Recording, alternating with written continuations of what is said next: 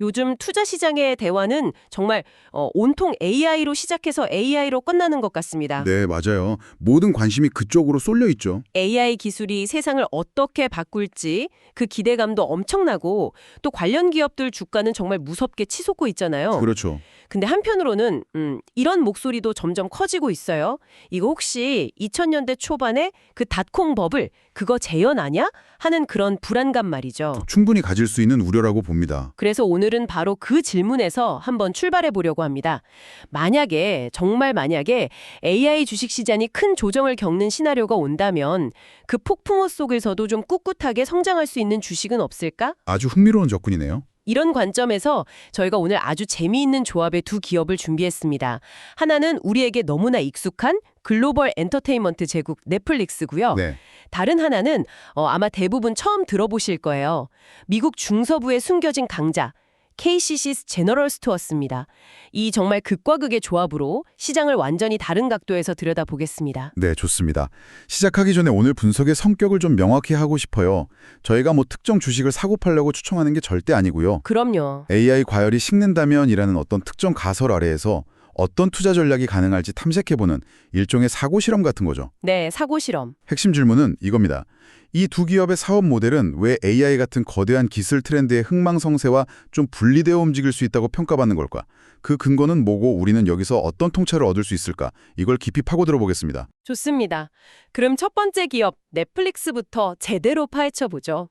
물론 넷플릭스도 AI를 쓰긴 쓰죠. 추천 알고리즘 같은 데 적극적으로 활용하긴 하지만 사업의 본질은 AI 기술 자체가 아니라 콘텐츠라는 점이 중요하겠죠. 바로 그 점입니다. 일단 숫자들이 정말 어마어마합니다. 2025년 12월 5일 기준으로 시가총액이 4,260억 달러, 그리고 지난 10년간 주가 수익률이 무려 666%예요. 666%요? 네. 같은 기간 S&P 500 지수가 291% 오른 것과 비교하면 이건 정말 입이 떡 벌어지는 성과입니다. 그렇죠. 향후 12개월 예상 실적 기준 주가 수익 비율, 그러니까 포워드 PE는 한 32.7배 수준인데요. 넷플릭스의 이 강력한 성장성을 고려하면 시장이 충분히 납득할 만한 수준으로 보고 있는 거죠. 이 높은 성과가 바로 넷플릭스의 경기 방어적 특성을 잘 보여주는 겁니다.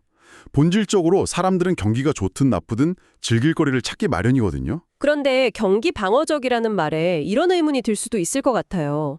필수품이라고 하셨지만 요즘은 유튜브 프리미엄, 디즈니 플러스, 아마존 프라임 비디오까지 경쟁자가 너무 많잖아요. 네, 그렇죠. 스트리밍 전쟁이죠. 이런 구독 서비스의 피로감을 느끼는 소비자들이 지갑이 얇아질 때 가장 먼저 해지하는 게 넷플릭스가 될 위험은 없을까요? 아주 날카로운 지적입니다. 실제로 구독 피로는 스트리밍 업계의 큰 화두죠. 하지만 넷플릭스는 그 경쟁에서 살아남을 수 있는 강력한 무기를 가지고 있습니다. 그게 뭘까요? 바로 가성비와 습관입니다. 한 달에 10,000원 남짓한 돈으로 온 가족이 영화관 가는 비용의 정말 몇 분의 1만으로 무제한의 콘텐츠를 즐길 수 있으니까요. 오히려 경기가 안 좋아서 외식이나 여행을 줄일 때 집에서 즐기는 넷플릭스의 가치는 더 커질 수도 있다는 겁니다. 일종의 저렴한 사치라는 거군요. 맞습니다. 그리고 그 가설을 증명하는 가장 강력한 데이터가 바로 대침체, 그러니까 Great Recession 시기에 있습니다. 2008년 금융위기 때요? 네, 2007년 12월부터 2009년 5월까지 리먼 브라더스가 파산하고 전 세계 금융 시스템이 붕괴 직전까지 갔던 바로 그때요. 그때 S&P 500 지수는 무려 35.6%나 폭락했습니다. 네, 투자자들에겐 정말 악몽 같은 시간이었죠. 그런데 놀랍게도 같은 기간 넷플릭스 주가는 정반대로 움직였습니다. 70.7% 급등했습니다. 와, 시장 전체가 3분의 1 토막이 나는 동안 오히려 70% 넘게 올랐다는 건가요? 이건 정말 놀라운데요? 그렇죠. 그럼 AI 반도체에 대한 기업 투자가 절반으로 줄어드는 시나리오가 와도 사람들이 기묘한 이야기 다음 시즌 기다리는 마음에는 아무 영향이 없다는 그런 말씀이시군요. 바로 그겁니다. 두 세계는 거의 완벽하게 분리되어 있는 거죠. AI 산업의 변동성이 커지더라도 넷플릭스의 핵심 사업을 크게 흔들리지 않을 거라고 보는 이유가 바로 여기 있습니다. 게다가 최근의 성장 동력들을 보면 단순히 버티는 걸 넘어서 계속 영토를 확장하고 있어요. 얼마 전 발표된 그 초대형 M&A 소식만 봐도 알 수 있죠. 워너브라더스 디스커버리 인수. 네, 72억 달러에 인수하기로 한 그 계약 말입니다. 그 소식 듣고 정말 깜짝 놀랐습니다. 해리포터, 슈퍼맨, HBO 드라마까지 다 엎op는 거잖아요. 말 그대로 콘텐츠 제국의 탄생이라고 봐야겠죠. 물론 표면적으로는 그렇죠. 하지만 한 걸음 더 들어가 보면 콘텐츠 제국의 탄생이 동시에 엄청난 부채 제국의 시작일 수도 있습니다. 아, 리스크도 있군요. 그럼요. 워너브로더스의 막대한 부채를 그대로 떠안아야 하고 또 HBO의 그 전통적인 조직 문화랑 넷플릭스의 실리콘밸리 문화를 통합하는 건 보통 일이 아니죠. 그렇겠네요. 진정한 승부수는 이 거대한 몸집을 인수한 뒤에 얼마나 효율적으로 운영해서 시너지를 내느냐에 달려 있습니다. 단순히 IP를 사모으는 것과는 차원이 다른 문제겠군요. 그래도 2020년 초에 스포티파이랑 손잡고 비디오 팟캐스트 분야로 확장한다는 계획을 보면 계속 새로운 먹거리를 찾는 DNA는 확실해 보입니다. 네, 맞습니다. 실적도 탄탄하게 받쳐주고 있고요. 최근 3분기 실적에서 잉여 현금 흐름이 21%나 급증했다고 하던데요. 네, 그 잉여 현금 흐름이 아주 중요합니다. 쉽게 말해서 회사가 세금 내고 시설 투자 같은 필수 지출을 다 하고 나서도 지갑에 두둑하게 남는 진짜 현금이거든요. 아, 진짜 현금? 네, 기업의 재무 체력이 얼마나 튼튼한지 보여주는 가장 확실한 지표 중 하나죠.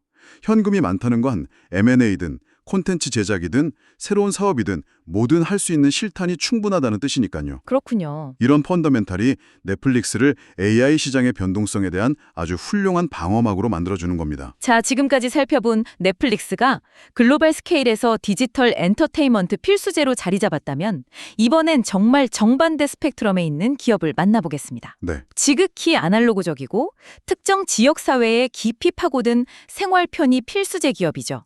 아마 많은 분들께 생소할 이름 K-Sys 제너럴 스토어스입니다. 많은 투자자들의 레이더망 밖에 있는 그야말로 숨겨진 보석 같은 주식이라고 할 수 있습니다.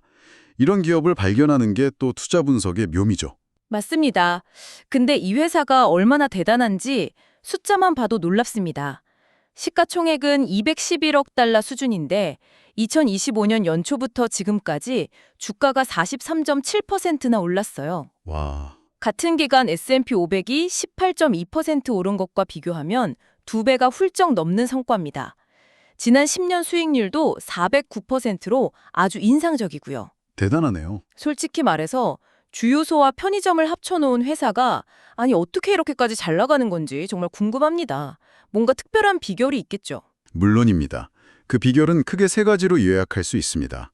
첫 번째는 방금 말씀하신 그 평범해 보이는 사업 모델 속에 숨어있는 의외의 한방입니다. 의외의 한방이요? 네, 주유소와 편의점의 결합은 흔하죠. 그런데 K-Sys는 여기에 매장에서 직접 만드는 피자를 더했습니다. 잠깐만요. 갑자기 피자라니요? 주유소랑 편의점 얘기하는데 피자가 왜 그렇게 중요한가요? 보통 편의점 음식은 그냥 전자레인지에 데워 먹는 냉동식품? 그냥 구색 맞추기 아닌가요? 바로 그 지점이 K-Sys를 특별하게 만드는 아하 모먼트입니다. K-Sys의 피자는 냉동 피자가 아닙니다. 아, 직접 만든다고요? 네, 매장에서 직접 반죽하고 토핑을 얹어서 오븐에 구워내는 따끈따끈한 진짜 피자입니다. 그리고 더 놀라운 사실은 K-Sys가 미국에서 5번째로 큰 피자 체인이라는 겁니다. 네, 편의점 회사가요? 도미노나 피자헛 같은 전문점들이랑 경쟁해서 미국 5대 피자 체인이라고요? 이건 정말 상상도 못했네요. 그렇죠. 사람들이 주유하러 왔다다 편의점에서 음료수 하나 사면서 저녁으로 먹을 피자까지 한 판 사서 가는 그런 그림이 그려지네요. 정확히 그 그림입니다. 그리고 두 번째 성공 비결은 그 그림이 현실이 되게 만드는 정교한 입지 전략입니다. 입지 전략? K-Sys 매장의 약 3분의 2가 인구 2만 명 이하의 소도시, 시골 지역에 있습니다.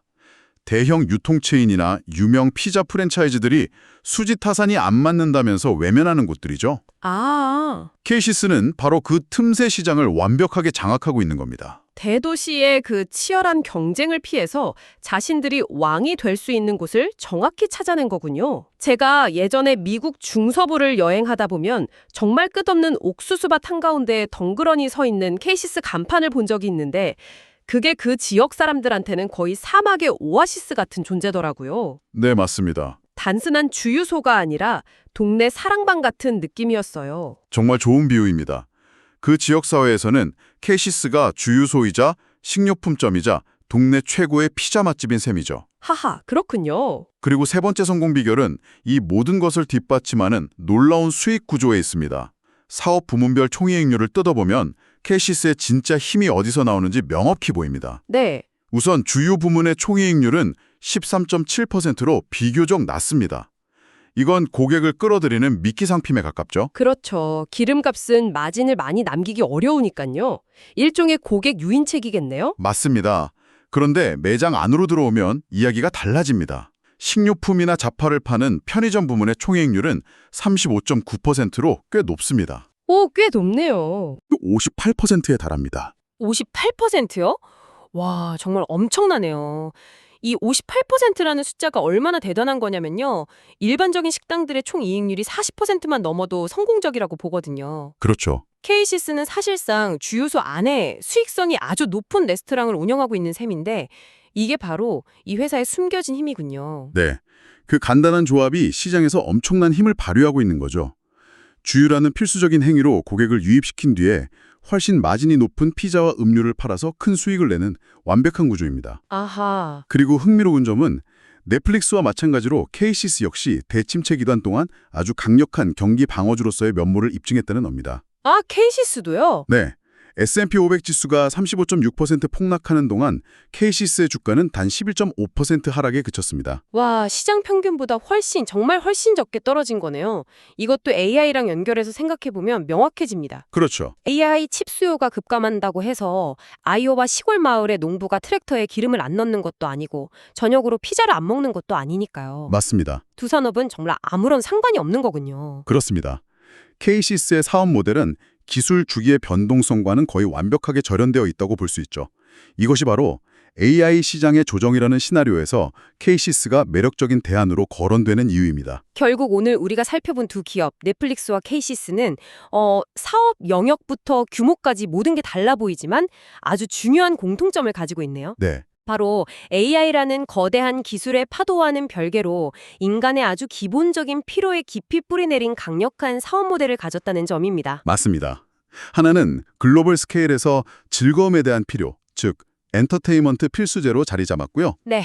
다른 하나는 지역사회에 기반해서 일상생활의 편리에 대한 필요, 다시 말해 생활 편의 필수제로 자리매김했죠. 아하. 그리고 두 기업 모두 어려운 경제 상황 속에서도 꾸준한 수요를 창출해온 역사를 공유하고 있습니다. 이것이 바로 변동성이 큰 시장에서 안정적인 성장 가능성을 엿볼 수 있는 지점입니다. 오늘 대화를 통해서 AI라는 하나의 키워드에만 매몰되지 않고 시장을 훨씬 더 넓고 다각적으로 볼 수 있는 시야를 얻게 된 것 같습니다. 오늘의 분석은 AI 주식시장의 조정이라는 특정 위협에 대한 면역력에 초점을 맞췄습니다. 하지만 여기서 한 걸음 더 나아가서 이런 질문을 던져보는 것으로 마무리하면 좋을 것 같습니다. 네. 이 안전해 보이는 사업 모델들을 위협할 수 있는 우리가 예상치 못한 또 다른 종류의 거대한 변화는 무엇일까요? 또 다른 종류의 변화라 어떤 것들이 있을까요? 예를 들어 넷플릭스를 생각해보죠. 넷플릭스에게 정말 무서운 위협은 금융시장 붕괴가 아닐 수 있습니다. 오히려 우리가 컨텐츠를 소비하는 방식 자체가 근본적으로 변하는 것이 더 큰 위협이 될 수 있죠. 아, 15초짜리 숏폼 컨텐츠가 대세를 넘어서 아예 주류가 되고 사람들의 집중력이 10분을 넘기지 못하는 세상이 온다면 이 시간짜리 영화나 10부작 드라마를 만드는 넷플릭스의 모델은 근본적인 도전에 직면할 수 있습니다. 듣고 보니 그러네요. 경쟁자가 디즈니 플러스가 아니라 틱톡이 될 수도 있다는 말씀이시군요. 바로 그겁니다. KCS는 어떨까요? 그들의 사업 기반의 핵심 중 하나인 주유소는 내연기관차가 전기차로 완전히 전환되는 시대가 오면 가장 큰 도전에 직면하게 될 겁니다. 그렇죠. 전기차 시대. 사람들이 더 이상 기름을 넣으러 오지 않는다면 그들을 매장 안으로 끌어들일 새로운 미끼 상품은 무엇이 되어야 할까요? 전기차 충전소. 하지만 충전 시간은 주유보다 훨씬 길고 충전소는 어디에나 설치될 수 있죠. 그렇군요. AI 버블이라는 오늘의 위협은 피할 수 있을지 몰라도 콘텐츠 소비 습관의 변화나 에너지 전환 같은 또 다른 거대한 패러다임의 전환이라는 내일의 위협이 도사리고 있을 수 있다는 말씀이시네요. 그렇습니다. 그래서 오늘 우리의 대화가 던지는 마지막 질문은 이것입니다. 면역력이라는 것이 과연 영원할 수 있는가? 끊임없이 변하는 세상 속에서 진정한 장기 투자의 본질은 무엇인가? 이 질문을 통해 우리는 특정 위협을 피하는 소극적인 전략을 넘어서 변화 자체에 적응하고 진화하는 기업의 본질을 더 깊이 고민하게 됩니다. 이것이 오늘 분석에 남기는 가장 중요한 생각할 거리가 아닐까 싶습니다.